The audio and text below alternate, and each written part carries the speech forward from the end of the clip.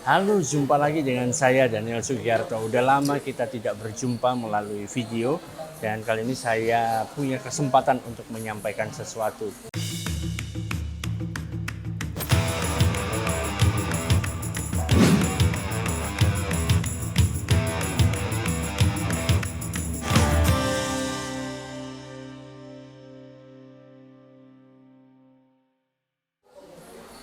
Yang mau saya sampaikan di sini adalah kita perlu melihat bahwa diri kita itu memang diciptakan Allah segambar dengan Allah. Memang bicara tentang keserupaan dengan Allah itu sudah hilang karena Adam jatuh di dalam dosa.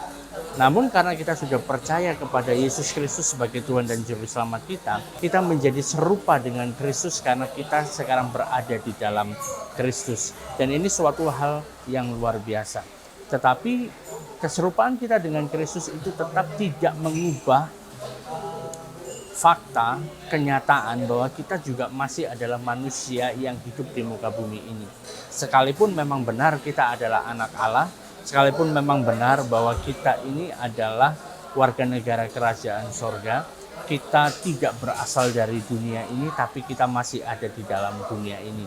Dan di dalam dunia ini ada masa di mana kita mengalami perubahan pikiran, di mana kita memperbaharui pikiran kita sesuai dengan firman Tuhan, sehingga kita bisa menjalani identitas kita yang sejati di atas muka bumi ini.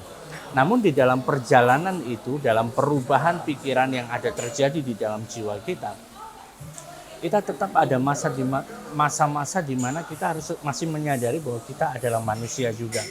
Dan saat kita melihat orang-orang yang ada di atas kita melihat orang-orang yang bisa menjadi teladan bagi kita, dan mungkin kehidupan mereka memberikan pengaruh yang besar di dalam kehidupan kita juga perlu untuk melihat bahwa mereka juga adalah manusia juga.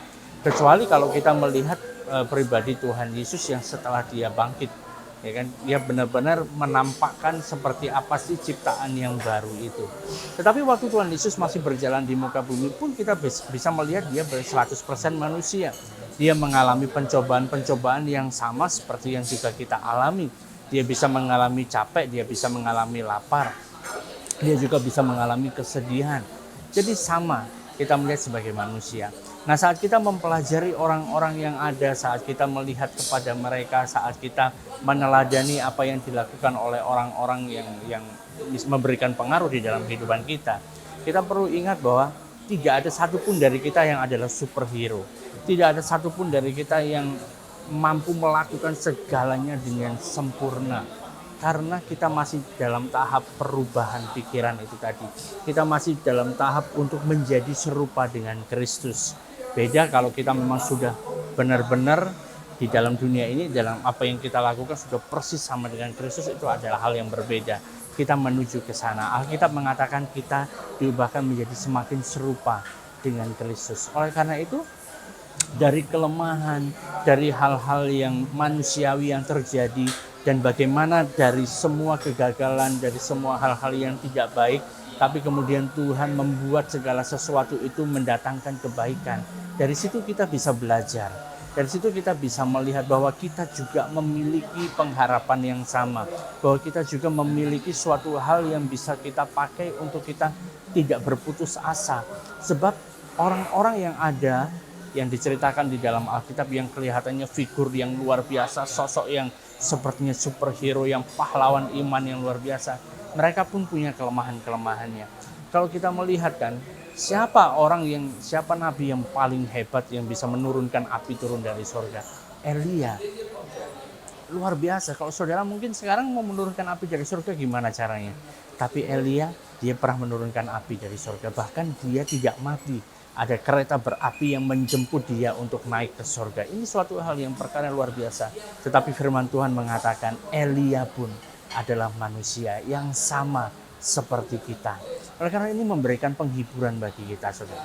Kadang-kadang kita dalam masa di mana kita berusaha untuk mengubah pikiran kita sesuai dengan firman Tuhan, ada masa-masa di mana kita harus takluk ke dalam kemanusiaan kita.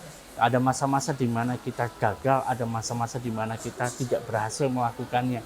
Tapi kita memang percaya bahwa Allah bisa turut bekerja dalam segala sesuatu mendatangkan kebaikan bagi kita, sekalipun itu melalui kegagalan yang kita hadapi.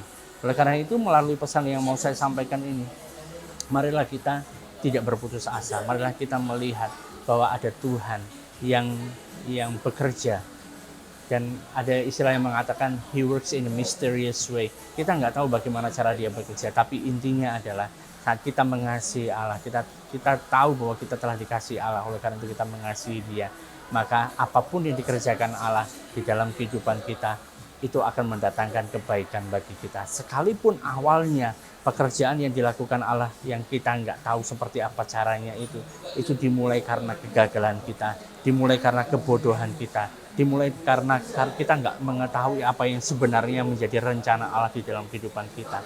Tapi kita yakin dan percaya kita memiliki Kristus yang telah hidup di dalam kita dan melalui kita. Dan dalam hal ini, saudara, kita tetap bisa bersukacita. Kita akan saat kita melihat ke belakang dan kemudian kita melihat seperti apa saja yang sudah Tuhan kerjakan di dalam kehidupan kita, kita bisa mampu untuk berkata Ebenezer, sampai di sini Tuhan tetap menyertai kita dan tetap Dia akan selalu bersama-sama dengan kita. Saya harap hal ini bisa untuk memberikan kita kekuatan, membuat kita tidak berputus asa.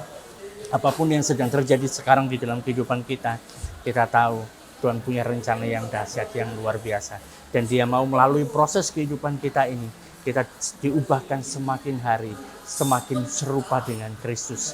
Kita tidak menjadi sama dengan dunia ini, tapi kita menjadi semakin serupa dengan Kristus. Tapi saat kita mungkin jatuh, saat kita mungkin mengalami kegagalan, ingatlah kita bisa mempelajari segala sesuatu. Banyak orang-orang dalam Alkitab mereka juga belajar dari kegagalannya. Rasul Paulus juga sama, dia bukan superhero, dia juga manusia yang sama seperti kita. Tapi saat dia melakukan sesuatu dan dia mengalami kegagalan di sana, dia kembali bisa belajar dari kegagalan itu. Dia mengizinkan Tuhan memberikan pewahyuan. Dia mengizinkan Tuhan, mengizinkan Roh Kudus untuk menuntun dia, sehingga dia mencapai apa yang harus dia lakukan. Dia mencapai garis finish dan dia menyelesaikan pertandingan dengan baik. Oke, itu yang bisa saya sampaikan. Sampai jumpa dalam video berikutnya dan Tuhan Yesus memberkati.